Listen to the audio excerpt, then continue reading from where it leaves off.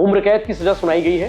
काफी बड़ा महत्वपूर्ण फैसला है और इस फैसले को लेकर छत्तीसगढ़ ही नहीं पूरे देश में चर्चा हो रही कि छत्तीसगढ़ के पहले मुख्यमंत्री अजीत जोगी के बेटे को उम्र कैद की सजा सुनाई गई है। पूरा मामला आप लोग को मालूम चली गया होगा, रामावतार जग्गी हत्याकांड। सबने मिलकर बात रखी कि किस प्रकार से मेरे साथ लगातार अन्याय हुआ है। लीव टू अपील मुझे बिना सुने ग्रांट कर दी गई, अपील भी सीबीआई के अलाव कर दी गई, उसके भी मुझे नहीं सुना गया। इस पूरे प्रकरण पर आज दिन भर में क्या हुआ और पिछला घटनाक्रम क्या था, ये जानने की कोशिश करेंगे। अब सुप्रीम कोर्ट पहुंचे हैं अमित जोगी। आपने ट्रेलर में वीडियो देखा ही होगा, आगे फुल वीडियो देखेंगे कि तो इस मामले को लेकर अमित जोगी ने क्या कहा।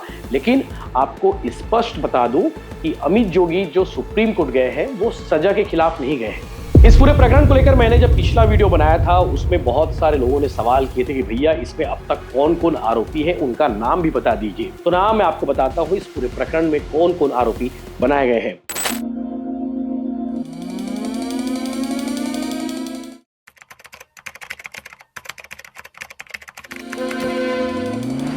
नमस्कार, जय जोहार, जय छत्तीसगढ़। मैं यशवंत साहू और आप दिखना शुरू कर चुके हैं भिलाई टाइम्स और 6 अप्रैल 2026 आज तारीख है और अमित जोगी को लेकर आज हाई कोर्ट का फैसला आ ही गया है।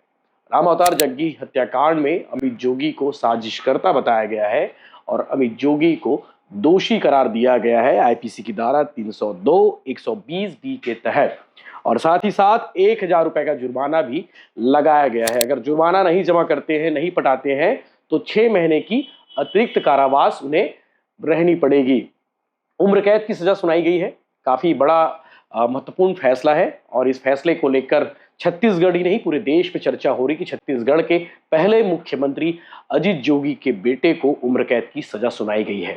पूरा मामला आप लोग को मालूम चली गया होगा। रामावतार जग्गी हत्याकांड 4 जून को एक हत्याकांड हुई थी, राजनीतिक हत्या हुई थी और छत्तीसगढ़ बनने के बाद ये पहली राजनीतिक हत्या थी।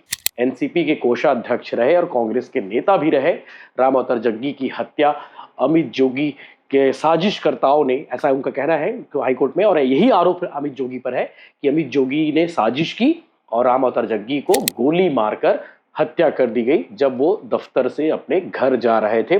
और उसी दौरान काफी बवाल भी हुआ था। बवाल होना लाजमी है, इतने बड़े नेता की गोली मारकर हत्या और हत्या करने वालों में जो आरोप लगा था छत्तीसगढ़ के प्रथम मुख्यमंत्री अजीत जोगी, मुख्यमंत्री निवास से कुछ ही दूरी पर जिस जगह पर हत्याकांड की वारदात को अंजाम दिया गया था और साथ ही साथ अजीत जोगी के बेटे पर, इस पर काफी चल रहा था। आप लोगों को मालूम होगा लोअर कोर्ट में अमित जोगी को निर्दोष साबित कर दिया गया, बाइज्जत बरी कर दिया गया। बाकी 28 आरोपियों को उम्र कैद की सजा दी गई थी। फिर मामला हाई कोर्ट गया, फिर सुप्रीम कोर्ट गया, फिर मामला हाई कोर्ट में गया और उसके बाद अब ये सुप्रीम कोर्ट तक चले गया है। जिस वक्त फैसले का आदेश अपलोड हो रहा था, डाउनलोड हो रहा था, उसी वक्त सुप्रीम कोर्ट पहुंच गए अमित जोगी। इस फैसले के खिलाफ नहीं, उस फैसले के खिलाफ जिसमें उनका कहना था कि उनका पक्ष नहीं सुना गया है और उनका पक्ष बगैर सुने ही हाई कोर्ट ने सजा करार दे दी है, यानी कि दोषी ठहरा दिया है। और ठीक उसी दौरान जो है आज फैसले भी सुना दिया हाई कोर्ट ने कि उम्र कैद की सजा होनी है। इस पूरे प्रकरण पर आज दिन भर में क्या हुआ और पिछला घटनाक्रम क्या था, ये जानने की कोशिश करेंगे। अब सुप्रीम कोर्ट पहुंचे हैं अमित जोगी। आपने ट्रेलर में वीडियो देखा ही होगा, आगे फुल वीडियो देखेंगे कि तो इस मामले को लेकर अमित जोगी ने क्या कहा। लेकिन आपको स्पष्ट बता दूं कि अमित जोगी जो सुप्रीम कोर्ट गए हैं वो सजा के खिलाफ नहीं गए हैं, वो उसके खिलाफ गए हैं जो सीबीआई की ओर से जो इसमें अपील दायर की गई थी जिसमें कहा गया था कि सजा होनी चाहिए और आरोप तय किए गए हैं। तो उस मामले में जो हाईकोर्ट ने दोषी ठहराया था उसमें अमित जोगी का पक्ष नहीं सुना गया है, ऐसा अमित जोगी का कहना था। तो उसी मामले को लेकर वो सुप्रीम कोर्ट गए और सुप्रीम कोर्ट में उन्होंने याचिका दायर की।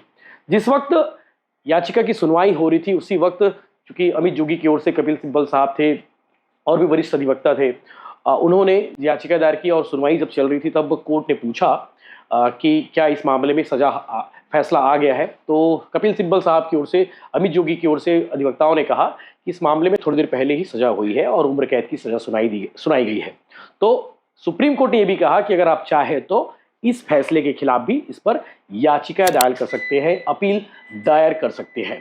तो इस पूरे प्रकरण को लेकर आज जानने की कोशिश करेंगे कि अब तक क्या हुआ है और आज दिन भर घटनाक्रम क्या कुछ रहा, क्योंकि अपने आप में बड़ा अपडेट है। किसी छत्तीसगढ़ के मुख्यमंत्री के बेटे के खिलाफ आजीवन कारावास की सजा। छत्तीसगढ़ के पहले मुख्यमंत्री रहे अजीत जोगी के बेटे अमित जोगी के खिलाफ यह फैसला आया है। तो रामौत और जग्गी केस आप लोग को मालूम ही होगा क्या कुछ प्रकरण था, और हाईकोर्ट ने यह भी कहा था कि अमित जोगी को 3 हफ्ते के अंदर में सरेंडर करना है, और इसके खिलाफ जोगी ने सुप्रीम कोर्ट में अपील दायर की थी, जिसे सुप्रीम कोर्ट ने स्वीकार कर लिया, और 20 अप्रैल को इस पूरे प्रकरण की सुनवाई होने वाली है। सुप्रीम कोर्ट से अमित जोगी को फिलहाल कोई राहत तो नहीं मिली है, लेकिन हाईकोर्ट ने इस मामले की सुनवाई के लिए स्वीकार कर लिया है और 20 अप्रैल को इसकी सुनवाई होगी। जोगी की ओर से 2 आदेशों को चुनौती दी गई है। पहला, जिसमें सीबीआई को अपील करने की अनुमति दी गई, और दूसरा हाईकोर्ट का वह फैसला जिसमें उन्हें हत्या का दोषी ठहराते हुए उम्र कैद की सजा सुनाई दी गई है। दोनों मामलों को सुप्रीम कोर्ट ने एक साथ सुनवाई के लिए सूचीबद्ध किया है। प्रारंभिक सुनवाई जस्टिस विक्रमनाथ और जस्टिस संजीव मेहता की बेंच में हुई है, और जोगी की ओर से वरिष्ठ अधिवक्ता कपिल सिब्बल, मुकुल रोहतगी, विवेक तनखा और सिद्धार्थ दवे ने पक्ष रखा। वकीलों ने दलील दी कि हाईकोर्ट ने अपने फैसले में प्राकृतिक न्याय के सिद्धांतों का पालन नहीं किया और बिना सुनवाई का मौका दिए आदेश पारित कर दिए। सुप्रीम कोर्ट ने जोगी को 20 अप्रैल से पहले अंतिम निर्णय के खिलाफ अपील करने की छूट दी गई, ताकि मामलों की सुनवाई एक साथ शुरू की जा सके। आप लोग को प्रकरण मालूम होगा कि 4 जून 2003 को राजधानी रायपुर में एनसीपी नेता राम अवतार जग्गी की गोली मारकर हत्या कर दी गई थी।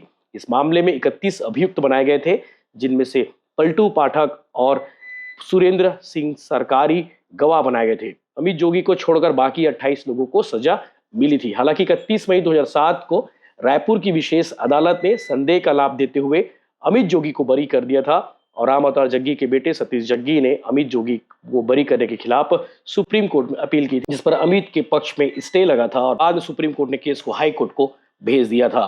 और अब तक इस पूरे मामले में पिछले दिनों सतीश जग्गी ने कहा था कि मेरे परिवार को 20 साल की तपस्या आज सफल हुई है, मेरे पापा को न्याय मिला है, आखिरकार मुख्य आरोपी अमित जोगी जेल जाएंगे।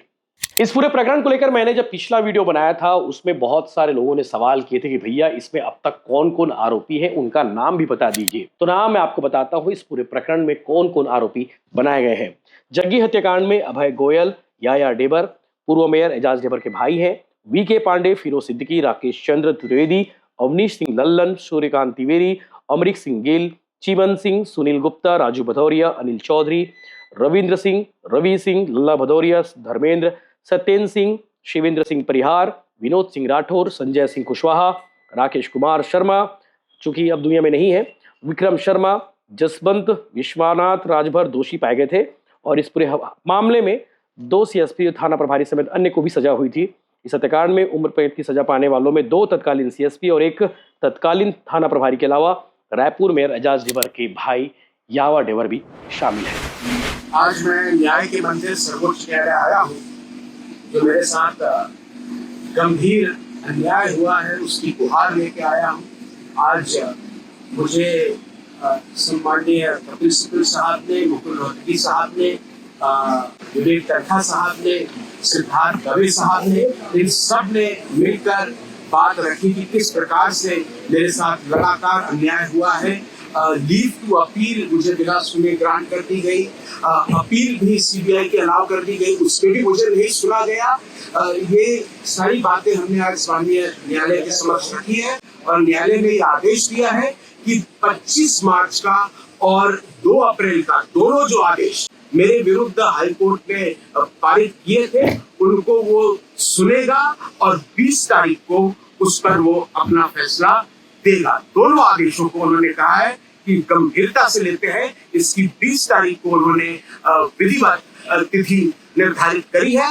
मुझे उम्मीद है कि जो मेरे साथ इतना गंभीर अन्याय हुआ है मुझे अवश्य न्याय मिलेगा।